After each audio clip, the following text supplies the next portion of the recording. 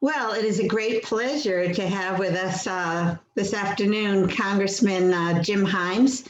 He represents Connecticut's 4th District of the United States of Representatives since 2009.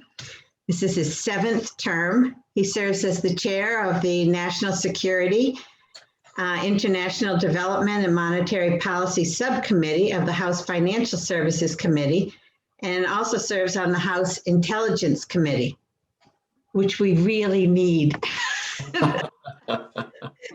So thank you so much for being here today. And your topic on cybersecurity couldn't be more relevant than it is right now.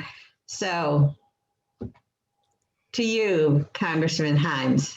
Well, thank you, Dorothy. Thank you for that kind introduction, and thank you, everybody. What a pleasure for me to be with the Quiet Corner Democrats. I don't get to spend nearly enough time with you guys. I do get to spend a lot of time with your wonderful representative, Joe Courtney. Joe and I work very, very closely together, largely on national security issues.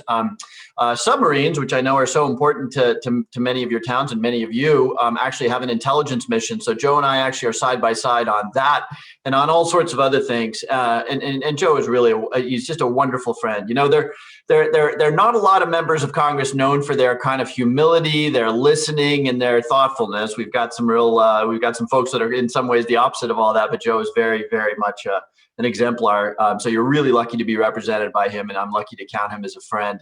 So yeah, I've been asked to talk for, there's so much going on out there, but I've been asked to talk for 10 minutes on cybersecurity, which of course is one of the many headlines. I know you're going to hear a little bit later from Chris Murphy on broader foreign policy issues, and I'll lead right into that as we wrap up. But I think I'm also left with 10 minutes or so for questions, and I'm happy to take questions on cybersecurity or anything else you might want to talk about. My other committee, of course, is financial services, which is pretty important to Southwestern Connecticut, pretty important to Connecticut generally, but really important to Southwestern Connecticut. So happy to talk about that too. But let me kick right off with 7 or 8 minutes on cybersecurity. So we all know the problem. And by the way, there are lots of problems that you don't know about because these are successful cyber attacks on our military and on our military contractors. And I could go on, and these things obviously don't get publicized, but it is true that every week, every day actually, there are very significant cyber attacks on our government and on our private sector cyber infrastructure. Some of them are pretty spectacular, like the SolarWinds attack that we saw, and of course, most recently, one that affected, fortunately not too much, but affected all of us, which was the Colonial Pipeline attack. That was a ransomware attack, and lo and behold, Colonial Pipeline pays their $4.5 million in Bitcoin, something else we should probably be talking about, and the pipeline is reopened. Good news, but it also demonstrates that can be a very profitable criminal activity. These ransomware attacks. Okay. So, and I could go on and on. I could go back to Sony that the North Koreans hacked. I could go back and point to any number of Iranian hacks. Of course, the hack of our election in 2016. I'm glad we no longer have a president who denies that it occurred. Anyway, my point is obviously that we all understand the depth of the problem, and the problem only gets worse as we become a more wired society. I mean, we really are on the cusp of having our automobiles wired into the internet, our refrigerators wired into the internet, so they can tell us what's in the refrigerator and when we need to buy milk. But of course, the more that we evolve in that direction, the more vulnerable we are. Okay, so what can we do about it in 7 minutes? There's a lot we need to do. And actually, let me start with something that we can all do. If you talk to the experts, there are very few what they call zero-day attacks on our cybersecurity, meaning malware or malicious code that we've never seen before. Almost everything that gets us is stuff that we've seen before. And it gets in because people click on links that they don't recognize in emails from senders that they don't recognize, or they, I can't tell you how often somebody who should know better will pick up a memory device, some kind of memory device at the laundromat or in a restaurant and pop it into their, official computer. We all need to do a much better job with cyber hygiene. And it's almost silly to mention that, except that if we did that, if we all used two-factor authentication, if we all were really careful about the email links that we click on, many of these attacks wouldn't be successful because they do rely on people probably at Colonial Pipeline, clicking on some unusual link. Okay. We know that we need to do better. Number two, we obviously need to develop better policies. We don't have a policy with respect to the payment of ransom in this country. It's discouraged, but if you heard the White House talking about it 2 weeks ago, it's discouraged, but we kind of understand. That's not a policy, right? And I'm not exactly sure I know exactly what the policy should be, but we do need a clear policy on ransomware attacks. Importantly, and this, I'll just sort of skate across the surface of this, but it's really quite important. We need to do better in putting the federal government and the people in the federal government who really know this stuff, and these people live at places like the Department of Homeland Security. I'm talking about your programmers and your network experts, your hackers. We have those too. They live in places like the Department of Homeland Security, FBI, Secret Service, and most notably the National Security Agency. I separate that because National Security Agency has a foreign mission as opposed to the others that I mentioned. We need them sitting side by side with corporate managers at Colonial Pipelines, at Sony Pictures, at JP Morgan Chase. The moment an attack comes in, really crowdsourcing, for lack of a better word, the response. In 2015, we passed a bill, it's called CISA, that set up a structure for the private sector to work with the government's experts on this stuff. And it was really hard to do because there are actually some very legitimate concerns about, for example, personally identifiable information.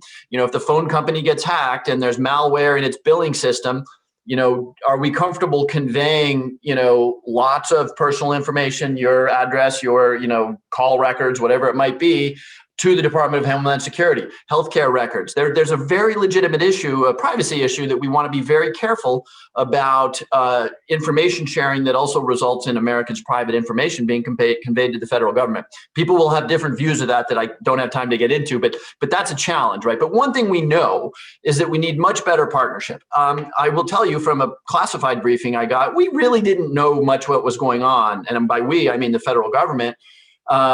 With the Colonial Pipeline, we did not know, and we were not told until they made an announcement that a ransom had been paid.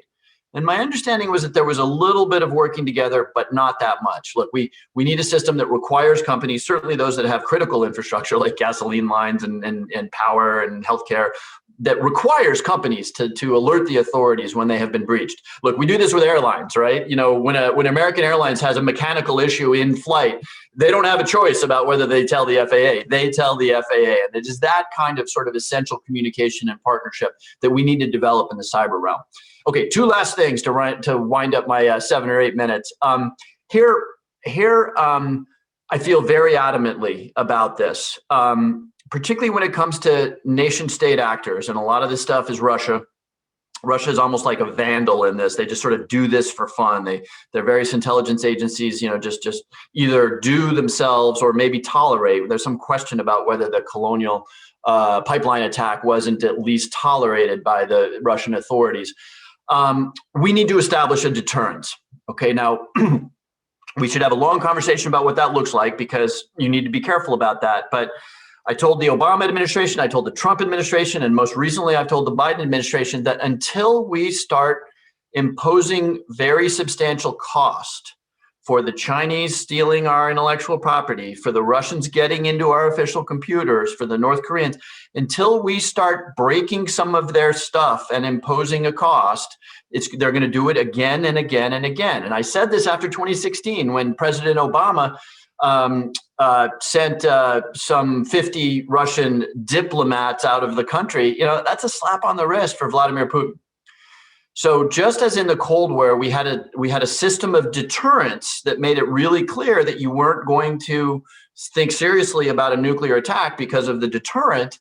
We need that today, and we don't have that today. Putin, the Chinese, the North Koreans, the Iranians, I could go on, think it's free. Yeah, they'll get a slap on the wrist. Maybe we'll even indict a bunch of, People's Liberation Army hackers that will never, ever see the inside of an American courtroom. But it's largely free for them to do this. So what do I mean here? I'm not talking about a kinetic attack. I'm not saying we should go to war over this stuff. We should observe the, proportionality, the protection of civilians that we observe in everything that we do, or hopefully we observe in everything we do.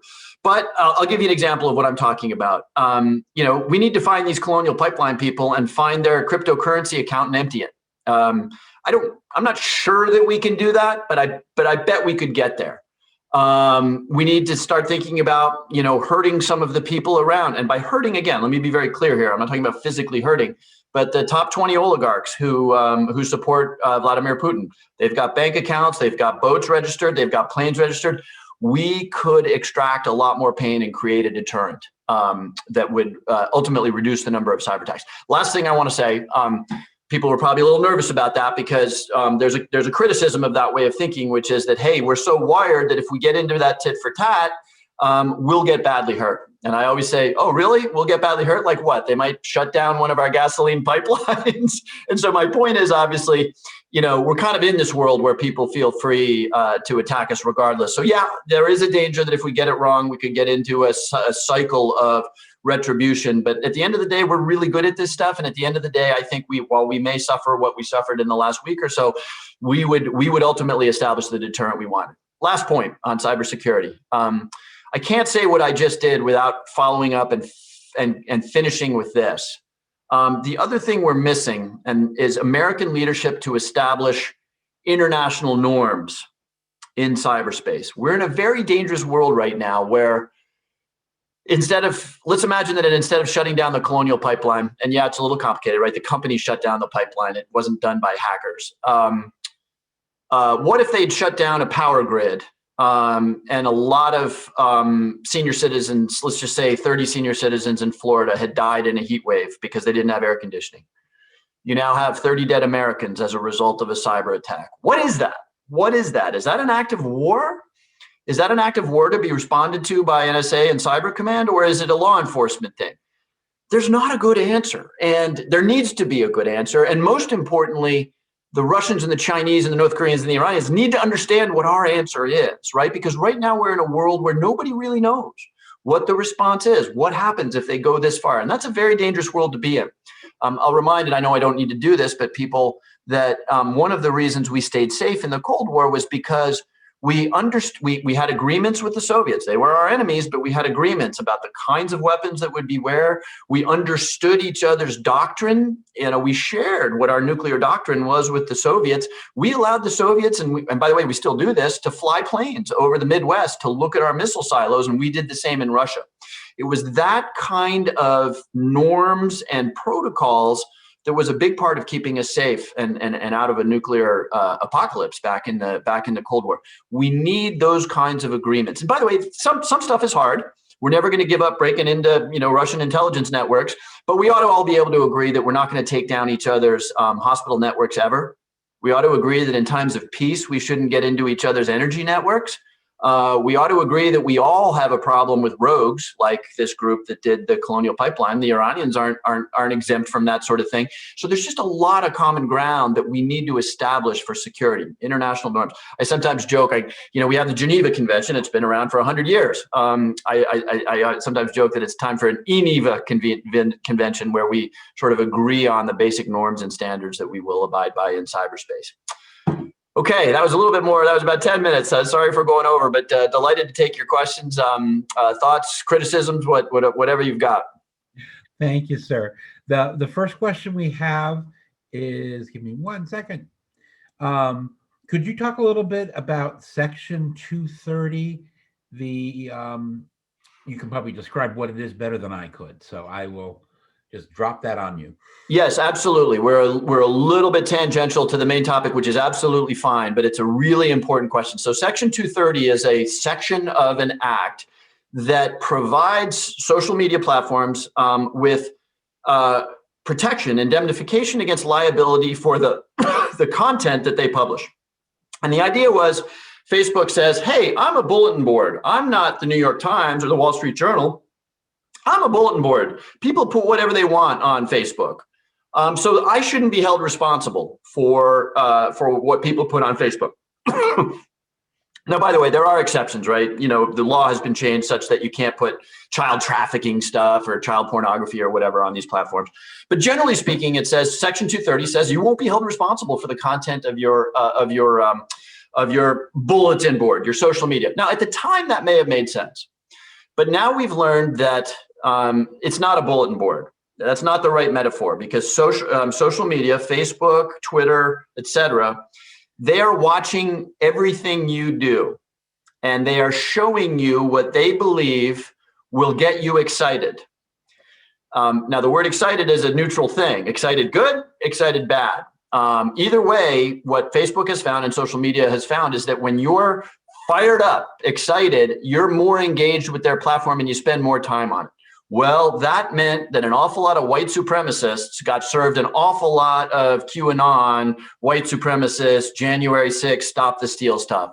And it was very literally a dagger in the side of our democracy. So we need to find a way to impose, and this is really hard. It's really hard. People say, oh, there's so much misinformation out there. Yes, there is. Yes, there is. But you don't ever want the federal government or any government in there saying, well, this is information, but this is misinformation. You don't want the government doing that. So it's really hard to do, but we do need the social media platforms through some kind of modification. And there's some really interesting ideas out there to require the social media platforms to be more responsible about, triggering that emotional, intense response that takes somebody who kind of likes Donald Trump and leans a little right and turns them into the kind of people that I saw climbing walls in the Capitol on January 6th. That's what needs to happen. Excellent. Thank you, sir. Next question. So another one, a little off topic, but what is the status of the Safe Banking Act, and do you think it will be signed into law? I certainly hope so. So the Safe Banking Act, for those who aren't aware of it, it pertains to the legalization of marijuana. And to make a very long story short, as you know, lots of states are legalizing marijuana for recreational use, and some have gone, the states are doing what states should do, which is kind of figure out what states want in that area. One big problem, there's two big problems at the federal level. The federal government is not anytime soon going to say marijuana should be legal. But right now, marijuana is still a scheduled drug. So technically speaking, it is still a violation of federal law to trade in marijuana. Which, by the way, is I oppose. I mean, I do think states should be deciding and having these conversations. The problem, though, is, and by the way, federal prosecutors, no U.S. attorney is out there prosecuting marijuana cases. So it's sort of a little bit of it today, an academic problem. The non-academic problem, though, is that banks with federal charters, the big banks, are just saying we're not going to bank these businesses, right? Because it's still technically not a legal thing at the federal level, and we have a federal charter. So as a result, states where they have legalized marijuana now have dispensaries where they can't take credit cards, they can't take checks. So, a dispensary in Colorado, a popular dispensary, quite often at the end of the day will have, $75,000 in cash in that dispensary. And so the Safe Banking Act doesn't say, and people should have their own opinions about legalization. The Safe Banking Act just says that in states that have chosen to legalize, there will be no repercussions for banks that do that business. I actually think it's passed the House.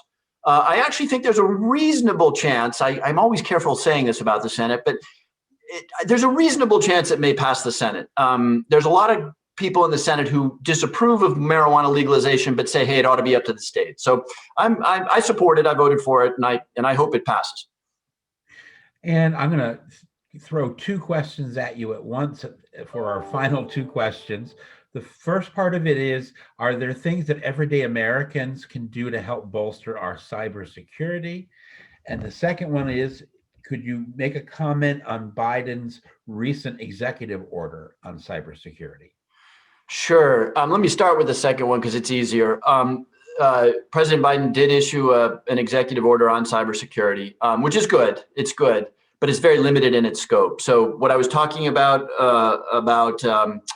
the private sector doing better, informing and working with what they call the three-letter agencies, FBI, CIA, NSA, is in the executive order. But of course, it only applies to those people who bump up against the federal government as contractors, which is, by the way, is really important because, as you might imagine, Northrop Grumman, Sikorsky, these are all targets of foreign cyber espionage. So and it has a whole bunch of other measures, requires notification of breaches, requires working together. It's a really good thing, but it is limited because obviously the White House can't make law. It's up to Congress to make the law that would say, okay, a mandate for notification of the authorities would have to apply to everybody. That would have to be a congressional action. So Biden's executive order is good. It's just like all executive orders, fairly limited in its effect, which is why Congress needs to act. The first question, let me say two things. The first question was, what can we do to do better on cybersecurity? I don't want to repeat myself. At the very beginning, I said there's a lot that we can do. We very rarely see what the experts call zero-day attacks. That's malware that we've never seen before, and therefore it's hard to identify. Most of the attacks actually are using code that we can identify, but it gets put into your network because you open up an email and you click a link that you don't know about, or you think you've gotten an email from your bank, but instead of Chase, C-H-A-S-E, it's C-H-A-C-E, and that is in fact a Ukrainian hacker. So us using two-factor authentication and just being a little bit more careful about what we do, good passwords, two-factor authentication, that would take a huge cybersecurity problem and make it a much smaller problem. It's not going to go away, but it would make it a much smaller problem. Now, let me take 30 seconds to answer a question that I wasn't asked, but it's related to that because I feel just so strongly about this. It goes back to the 230 discussion and how we handle social media. We talked about 230. I am hungry for ways to make the social media platforms be more responsible. It's a tough one because of the First Amendment and a variety of other things. But there is something we can do about that too. And I do not miss a chance to tell people that while the government needs to do an awful lot more around 230 and around working with the social media platforms, a lot of it is up to us as individuals. And frankly, it's up to us as American citizens. And I don't miss an opportunity when I'm talking to a group of people to say, being an American citizen and a voter in this country is an enormous privilege. I mean, 4,000 years of human history, to be an American citizen is an enormous privilege, and it comes with responsibilities, right? And I try to tell people, regardless of whether you're out there on the left or the right, if you're absorbing political information in a way that is all about serotonin in your brain and tribalism and, oh my gosh, I just found this website and it's so right, the Democrats are child molesters, QAnon stuff, or the Republicans are fascists. When you're in a mindset that is that emotional, that tribal, first of all, you're doing precisely what the social media platforms want you to do. And it's also quite possible that you're doing precisely what Vladimir Putin wants you to do. So I always say, look, yeah, we got to work with the social media platforms. We've got a lot to do there. But my God, as individuals, we need to take our obligations as citizens seriously and start with the premise that people who disagree with us, that's a good thing. They're not traitors. They're not evil. They're not un-American. And let's acknowledge that nothing is simple. I mean, you know, Chris and I and the rest of the delegation, we very rarely have super simple issues to deal with. And so I think if we all had that frame of mind, that we need to be more open to other ways of thinking about things, that we have a responsibility not to treat politics and political information the way we cheer on the Red Sox. I think I've got the loyalty right, given where you all come from. We're gonna actually take a really big problem that led to January 6th, and again, make it just somewhat smaller of a problem. Excellent. Thank you so much, Jim. Thank you. Thanks so much for the opportunity. It's really great to see all of you.